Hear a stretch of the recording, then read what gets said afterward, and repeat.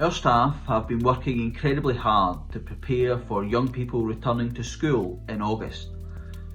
Parents, carers and young people themselves, understandably, have many questions about what this will mean. So we want to share with you our plans and the guidance and principles that we will follow as we prepare for that return. Of course, we do not have all the answers at this time, but we are committed to keeping you informed should these plans change or develop further, and we will of course continue to follow Scottish Government guidance. Following the publication of national guidance, we're making plans here in North Lanarkshire for the return to school on August the 11th. This guidance sets out some key principles about pupils coming back to schools. The first principle is that schools will be as safe as possible for young people and staff. Coronavirus hasn't gone away, so we all need to work together to make sure we can stop the spread of the virus. The second principle is that every young person will have the opportunity to succeed through their blend of in-school and at-home learning. It also means we will be able to prioritise learners at key points in their education and give extra support to young people with specific needs. The council and schools will communicate with parents, carers and young people so that you know what our plans are and what they mean for you. We won't always have the answers to the questions you will have about your circumstances, but we're working as fast as possible to work through all the details. Because we all have to follow the rules about distancing and to make schools as safe as possible for pupils and staff, we need to put in place a system called blended learning.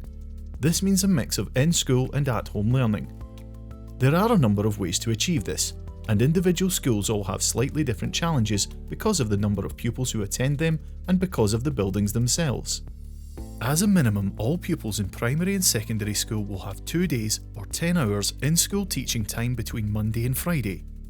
The days of the week each year group attends will be decided locally by each school, and this timetable will be communicated to parents and carers as soon as it can be confirmed. Lots of young people of all ages have been able to use digital learning since schools closed. We are planning a digital school, which will help teachers to use digital learning to help young people in the best possible ways. We're also looking at the further rollout of equipment to pupils who need it. School will look quite different from normal. We'll be providing lots more information on this throughout the summer, but we're working in each school building to make sure it is as safe as possible. For pupils who are due to start Primary 1 and first year in August, schools will be in direct contact with parents. Our transition arrangements won't be the same, but head teachers will make sure that as much engagement as possible takes place to support young people. We are also planning to put in place extra support in hubs for the most vulnerable children and for the children of key workers. We'll announce the details of this as soon as they are available. You'll have lots of questions, many of them we can't answer right now. Everyone is working as hard as they can to make sure you'll have all the information you need in plenty of time, including about things like transport arrangements and what days pupils will be in school. And you'll hear more from the council and from individual schools on these subjects and more over the coming weeks. None of this is perfect. Coronavirus has changed things dramatically for all of us. I want to thank parents, carers and young people for their understanding. I also want to thank our teachers and staff within our schools and beyond for working so hard to plan for August, and for all the work that they've undertaken in recent months supporting our young people with digital lessons and activities.